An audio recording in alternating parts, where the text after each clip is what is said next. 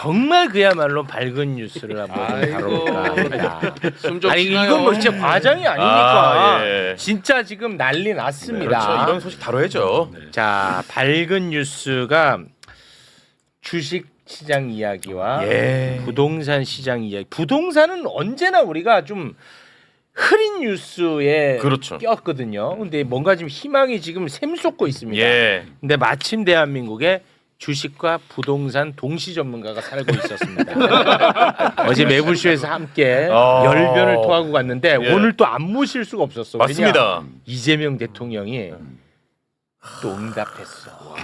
와, 나 이 우리랑 지금 워키토키 하고 있는 거 같아. 워키토키 아니, 커뮤니케이션이 좀 되는 것 같아. 내 느낌은 그렇다는 예. 거야. 그거는 없지. 이광수 대표님 다시 한번 모셨습니다. 박수. 예, 안녕하세요. 지금 난리 났어 이광수 대표님. 지금 자면 안 돼 당분간은. 예, 잘 시간 없습니다. 자 일단 코스피 5천, 와. 코스닥 1000. 아. 와 이거를 오늘 찍어버리네. 제가 추가로 하나 말씀드려도 될까요?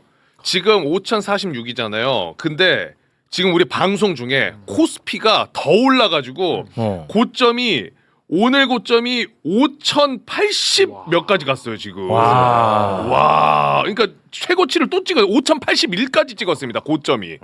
아니 코스피가 무슨 개인 종목도 아닌데 오늘만 해도 2%가 넘게 오른 게 이게. 이거는 이게 와, 진짜 이거 난리 났어. 네. 코스피 5천, 코스닥 1000 오늘 진짜 실제로 지금 찍은 상태입니다. 예. 자 일단은 전문가 나서기 전에 네. 자 그러면 이쯤에서 또 정산은 하고 가야 되니까 정산. 나경원 선생. 반성해야지. 반성해야 돼. 사과해야죠. 일단은 나경원이 5천은 신기루다 불가능의 영역이다 이런 얘기 했었거든. 예. 그것도 다시 한번 잠깐 보고 갈게요. 네. 최근 반시장, 반기업 DNA 이재명 후보가 코스피 5천 시대라는 허황된 구호를 외치고 있습니다. 마치 신기루 같습니다. 이재명 후보의 뿌리 깊은 반시장 그리고 엉터리 경제 정책으로는 절대 불가능합니다. 자 허황되다 신기루다 불가능하다. 자 근데 해냈잖아. 해냈죠. 뭐 실제 해냈잖아. 그렇죠.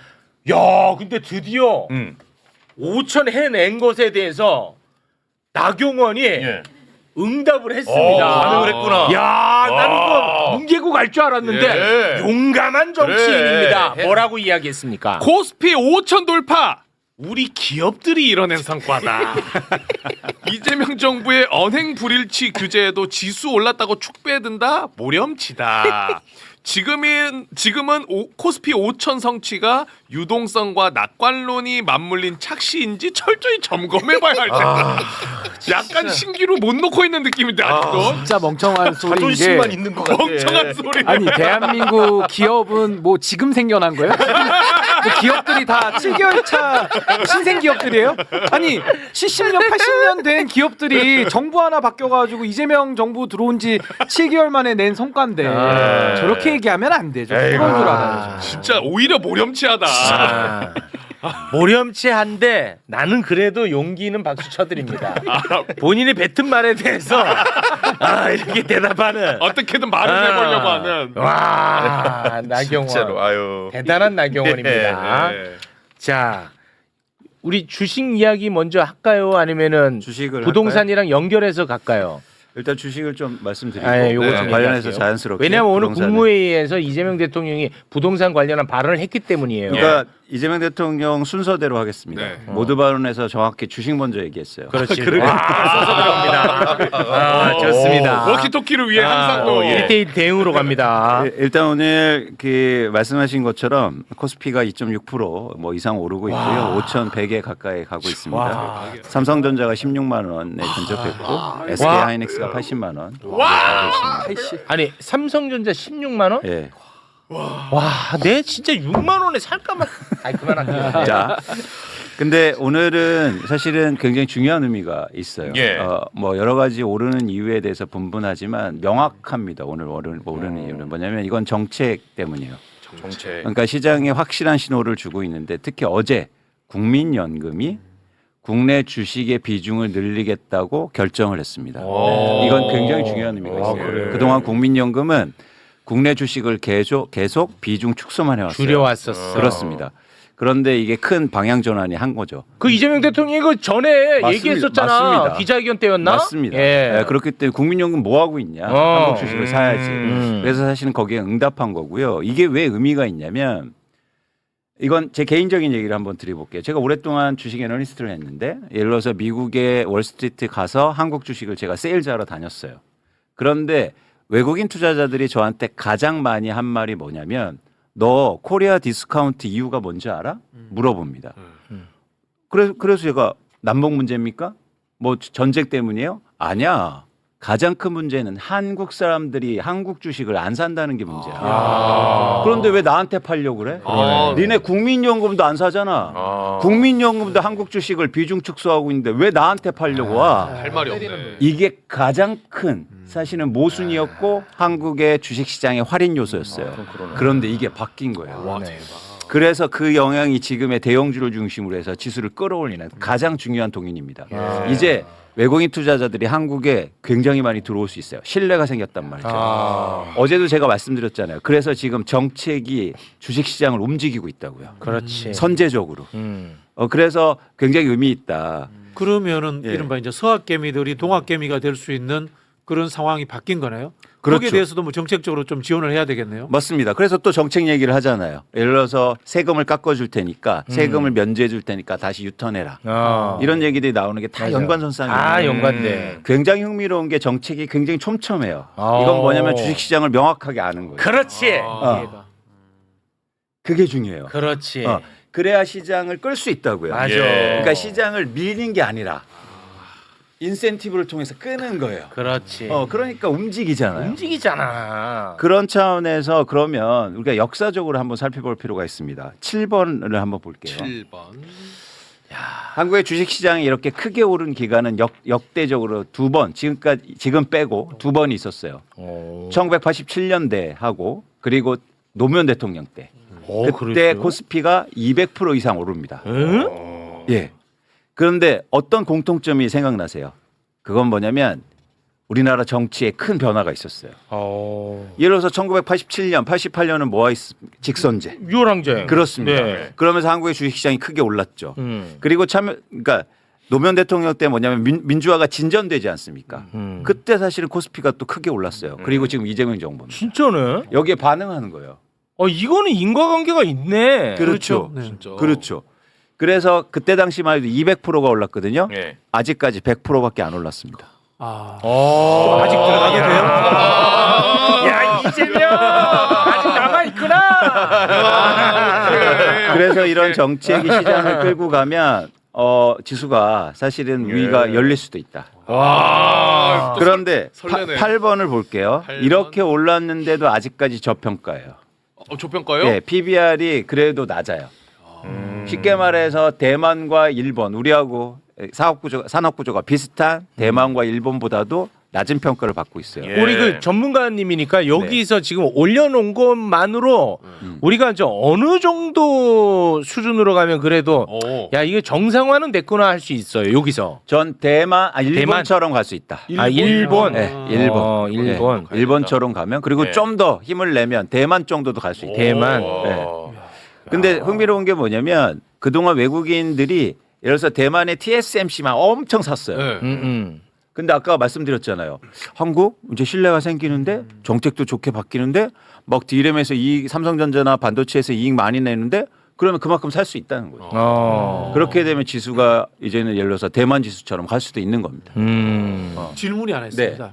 저희도 옛날에 주식할 때 미국 주식 보면서 한국 주식을 예측을 했잖아요. 네. 근데 지금 이제 글로벌 경기 상황에서 미국 장이 안 좋아진다라고 이제 예측을 하더라고요. 맞아요.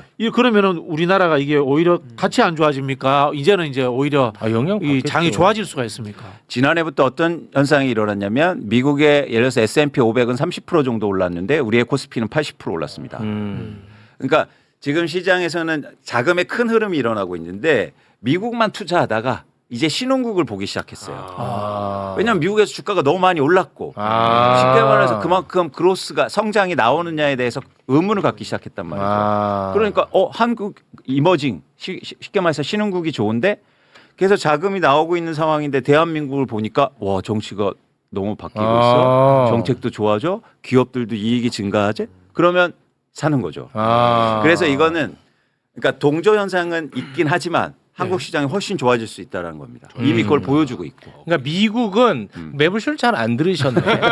미국은 그동안에 주가가 오른 거고 네. 지금 현재 한국은 정상 자리를 찾아가는 거예요. 오른 게 아니에요. 오히려 답답하시네. 이 올랐다고 생각하나 봐. 자, 이게 코스피 5,000원 하니까 와 많이 올랐다 이렇게 표현하시나 봐. 이거 제자리를 찾아가는 과정. 서당에 맞습니다. 참 일학년 선배가 참 대단하게 많이 아시네요. 그래서 이재명 대통령의 그 단어가 굉장히 매력적인 단어예요. 정상화라는. 그렇지. 그러니까 이 핵심을 찢는 거예요. 그러니까 예를 들어서 우리가 뭐 엄청나게 화랑이다, 좋아지고 화랑 있다, 아니야. 주가 지금 폭등하고 있다 이렇게 화랑 아니야. 발언하는 게 아니죠. 예. 실제로 그 이소영 의원이 이번에 5천 TF 5찬 했잖아요. 이재명 대통령하고 그때 막 분위기 좋을 줄 알고 갔는데 이재명 대통령이 웃지를 않았대요. 오히려 이제부터 제대로 해야 된다. 이제부터 시작이다. 좀 하셔야 됩니다. 네. 제대로. 그렇게 얘기했다잖아. 그쵸, 그쵸. 그 메시지가 중요하잖아요. 중요합니다. 아니 근데 정상화라고 하더라도 이걸 7개월 만에 정상화 시키는 거는 아, 어마어마한 그거는 뭐 대단한 정말 거죠. 성과입니다. 예. 그렇습니다. 그게 이제 핵심이에요. 그래서 지금 주식시장의 그 정책이 굉장히 촘촘하게 잘 구성돼 있고 그러다 네. 보니까 시장을 이끄는 속도가 굉장히 빠른 거죠. 그렇습니다. 그 잘난 너는 왜 자꾸 손실만 보니라고 하는데 저 정상화 과정 아닙니까? 손실이 줄고 있잖아요. 아 근데 제가 조금 제 얘기는 하지 않을게요. 예, 제 얘기는 하지 않겠습니다. 말이 안 좋나 보네. 많이 안 좋은데. 나경원 의원에게 이재명 정부야말로 진짜 시장주의자다. 맞아요. 라는 이야기를 해주고 싶네요. 네, 그건 정말 맞는 말씀입니다. 자 그럼 부동산으로 가도 돼요? 그래서 이재명 대통령도 올해 그러니까 이번에 오늘 국무회의 모두 발언에서 일단 주식시장 정상화로 가고 있다. 예. 더 노력해 달라. 그렇습니다. 이렇게 이제는 예를 들어서 달리는 말에 채찍을 가한 그렇지. 거고요. 네. 바로 이어서 이제 부동산에 관련된 발언을 하는데 여기서 굉장히 중요한 단어가 또 나왔어요. 뭐냐면 저희 영상 2개를 중했는데 좋습니다. 네. 2개 준비했는데 하나는 어차피 이제 같은 발언이었는데 이게 너무 길어갖고 저희가 이제 자체적으로 2개로 쪼갰습니다. 예. 부동산이 우리 사회에서 왜 그렇게 중요한 문제인지에 대한 이야기를 합니다. 함께 그 부분 보고 오겠습니다. 요즘 부동산 문제가 논란이 되고 있습니다. 경제 구조의 대전환을 통한 모두의 성장을 제대로 실현하기 위해서는 부동산에 비정상적으로 집중된 우리 사회의 자원 배분 왜곡을 반드시 바로잡아야 합니다. 비생산적인 부동산의 과도한 팽창은 필연적으로 건품을 키우게 됩니다. 그리고 성장 잠재력을 훼손할 뿐만 아니라 자칫 국민 경제 전반에 심대한 타격을 더할 수 있습니다. 이는 나아가 사회 구성원 간의 신뢰마저 손상해서 우리 공동체의 안정까지 뒤흔들게 될 것입니다. 큰 혼란을 겪은 가까운 이웃 나라의 뼈아픈 사례를 반드시 반면교사 삼아야 되겠습니다. 네, 부동산 문제가 너무너무 중요하다. 예. 그러니까 부동산 문제를 해결해야 될 거 아니겠습니까? 그런데 그 해결하는 의지, 우리가 의지에 대한 이야기 얼마나 많이 했어요. 그렇습니다. 시장이 그렇죠. 어차피 다시 돌아간다. 그렇죠. 그 생각을 갖게 하면 정책이 안 먹힌다. 이 얘기를 했죠. 맞습니다. 이재명 대통령 강력한 의지를 표명했습니다. 너네들 내 의지 의심했지 하면서 보란 듯이 이거는 진짜 보란 듯이야. 솔직히 말하면 이광수한테 보란 듯이 의심 많이 했잖아요. 영상 너 임마 나 의심했지 이광수. 너 날 욕하고 다녔지. 이광수 진짜 행간의 의미를 제가 설명하는 겁니다. 예. 본인 생각이 같은데. 함께 보겠습니다. 당장 눈앞에 고통과 저항이 두려워서 불공정과 비정상을 절대로 방치해서는 안 됩니다. 부당한 이익을 추구하는 잘못된 기대를 반드시 제어해야 합니다.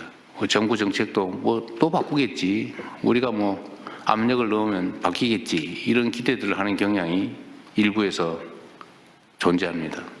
한번 정책을 결정을 하면 결정 과정은 치열하게 논쟁하더라도 정해지면 그대로 집행을 해야 예측 가능한 합리적인 사회가 되겠죠. 그 사회가 어느 한 방향으로 간다고 했으면 그냥 가야지. 정말로 문제가 있으면 바꿔야 되겠지만 그게 아니면 예정된 대로 해야죠. 힘 세면 바꿔주고 힘 없으면 그냥 하고 절대로 그렇게 해서는 안 된다는 말씀을 드립니다.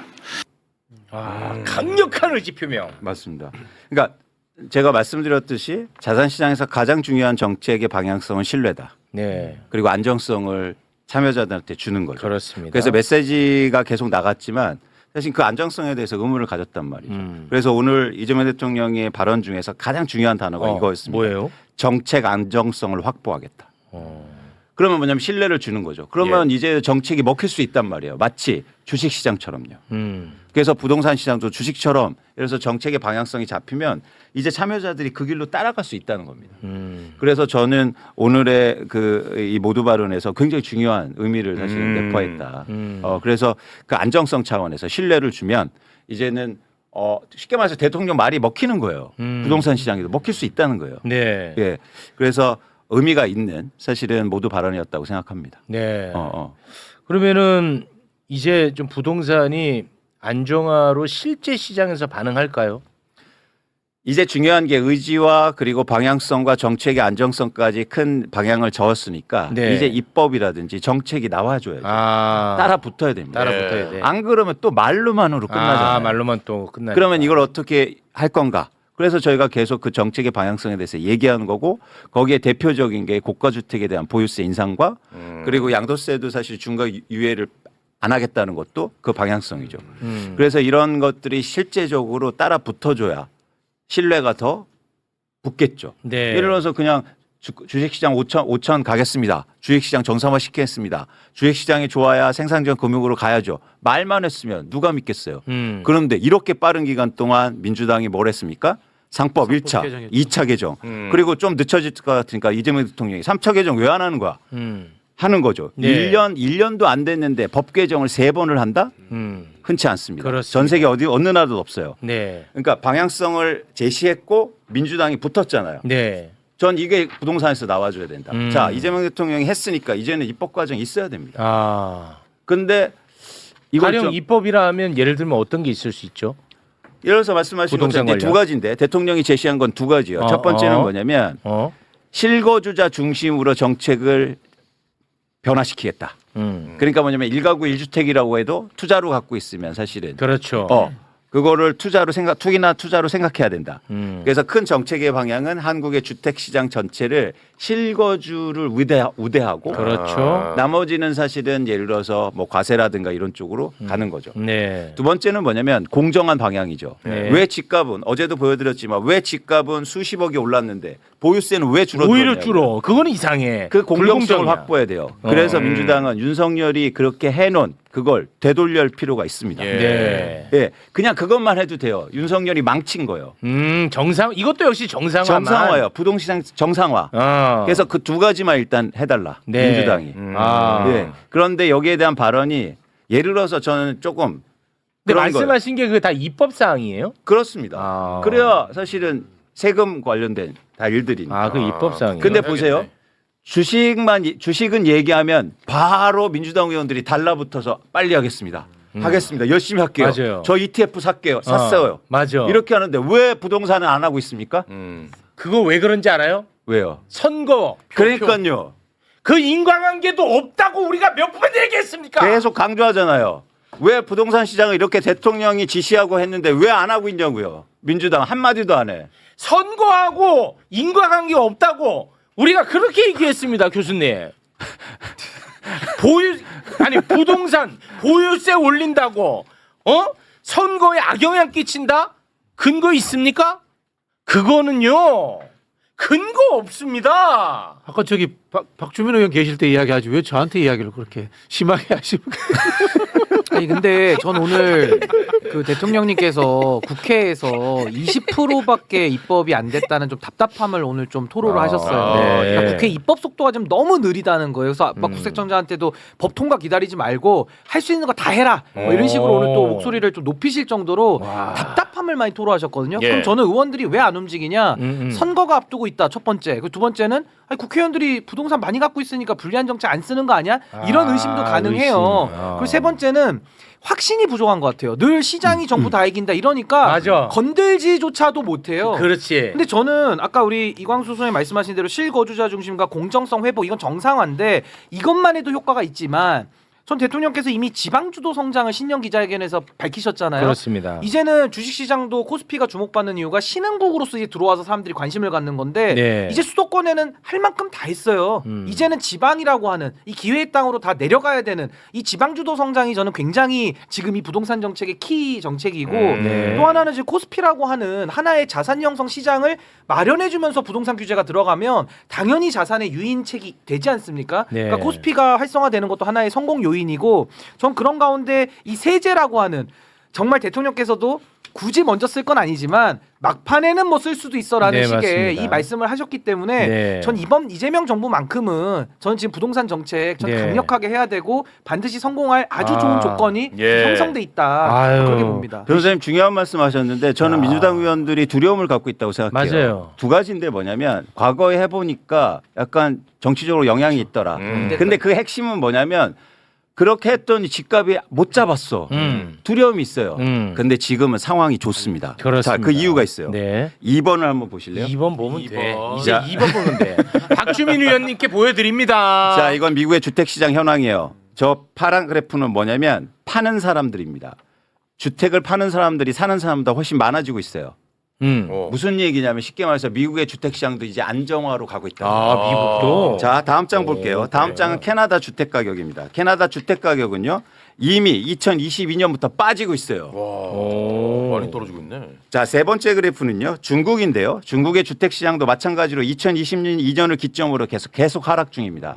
자, 글로벌하게 이미 주택 시장은 안정화된 상태예요. 대한민국은 이러고 있어요. 아, 그래. 예전에는요. 민주당이 집권했을 때 정책이 나왔는데 대책 같은 게 나왔을 때 세금이 나왔을 때 집값을 못 갚을 때는 전 세계가 집값이 올랐을 때요. 네. 한계가 있었다고요. 아. 근데 이제는 글로벌하게 집값이 안정 추세입니다. 아, 외부 요인도 도움되네. 도와주네. 그래서 제가 진짜 중요한 기회라는 거예요. 여기서 좋은 정책만 나오시면 바로 먹힐 바로 거예요. 먹혀.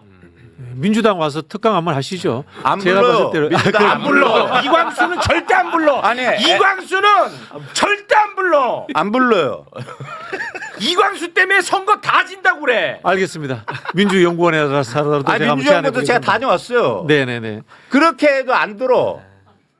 이게 민주당이 이광수는 민주당에서 무장공비야. 그 정도까지는 아니고 네. 민주당에서 이제 역대 정부의 나쁜 기억이 존재했잖아요. 예. 사실은 이제 부동산을 틀어막으니까 유동성 자본이 딴 데로 가야 되잖아. 지금처럼 주식으로 가야 되는데 네. 상법 개정이라든 그런 조치들이 없다 보니까 없었지, 맞지. 결국은 풍선 현상처럼 같은 부동산 내에서 돌고 도니까 맞습니다. 부동산 정책이 실패했다는 나쁜 기억이 있고요. 네. 또 하나는 이제 심리적인 부분인데 주식도 사실 성과에 의해서만 보는 게 아니고 심리적인 요인들이 있지 않습니까? 근데 말씀하신 것처럼 이게 수치로서 계량화시켜서 이 부동산과 선거의 표심이 관련이 없다는 것을 증명해야 되는데 정치권이 마케팅 기술이라든가 분석하는 능력이 경영하는 쪽만큼 수준이 안 돼요. 이걸 제대로 분석을 못하니까 거기에 대해서 결론을 못 내리고 있는 거예요. 그래서 말씀하신 신인구 변호사 이야기처럼 아직도 확신과 두려움이 있는 거예요. 네, 맞아요. 잘 모르니까 그냥 두려움이 있는 거거든. 그러니까 제가 민주당 가고 국정기획위원회도 제가 자문위원이었어요. 그렇게 했는데 이제는 부르지도 않아요. 부르지도 않아요, 하도 그때. 짜증내고 화내니까. 그때 같이 해봤더니 쟤랑 못할 것 같아. 결론 지었어. 이광수 부른 새끼 누구야? 그 사람도 욕먹었어. 이광수는 이제 안 돼. 예, 지금도 막 댓글에 적당히 하라고. 뭘 적당히 합니까? 아무것도 한 게 없는데. 근데 이런 부분이 있어요. 민주당의 지지층이 과거보다 많이 넓어졌어요. 이제는 이른바 아파트 평수로 30평대 중반, 40평대 초반까지도 민주당을 찍는 상황이 된 거예요. 네. 그러다 보니까 세금 정책을 쓰는 데 있어서 좀 부담을 갖고 있는 것은 사실이다. 그래서 라는 제가 부분이 있습니다. 50억만 하자고 그랬잖아요. 50억 보유세. 0.9%. 0.9% 어차피 찍지도 않는 애들. 네, 거기에 어떤 논란이 있습니까? 없어. 예. 0.9%다. 근데 그게 굉장히 효과적인 보유세 정책이 될 수 있다는 거예요. 근데 그렇게 하면 그게 징벌적인 게 아니야. 굉장히 공정한 거야 그거에. 맞죠. 돈을 엄청 벌었다고요. 그렇다고 해서 제가 뭐 오래 갖고 있는 거주하는 분들을 다 면제해 주잖아. 다 면제야. 이렇게 하면은 맨날 얘기해.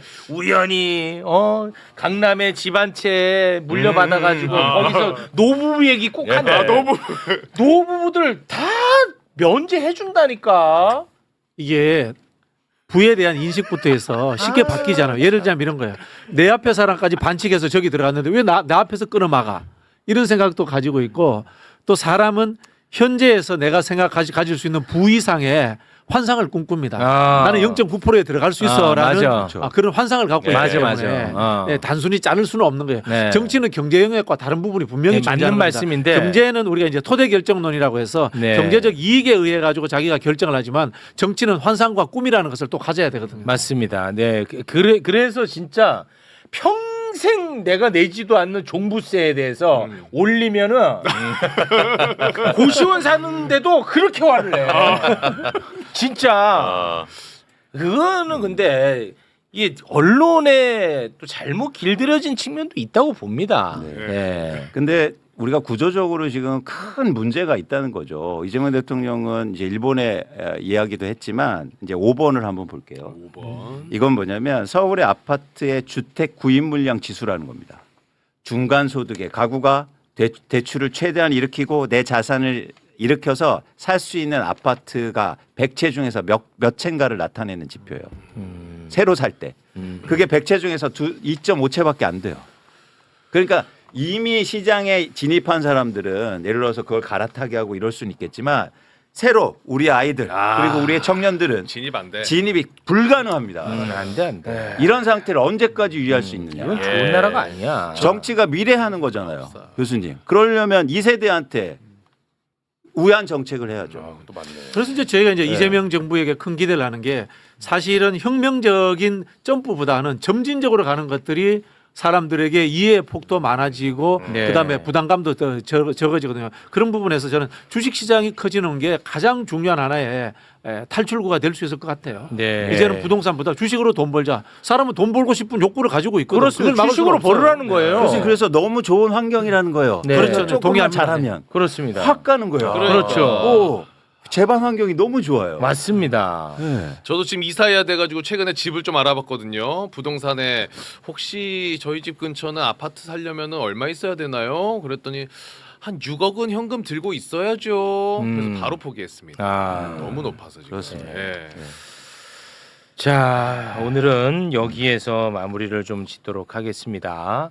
뭐 그래도 다 하셨죠? 네, 네, 네. 고맙습니다. 저희가 계속 근데 지켜봐야 되고요. 예. 이건 단순하게 발언을 끝나서 그 행동까지도 우리가 계속 맞습니다. 봐야 맞습니다. 됩니다. 계속 네. 꾸짖어 주십시오. 네, 고맙습니다. 민주당에서는 계속 꾸짖으시면 안 부를 겁니다. 네, 그 점은 알고 계세요. 네. 자, 함께 해주신 세 분 대단히 고맙습니다. 고맙습니다. 감사합니다.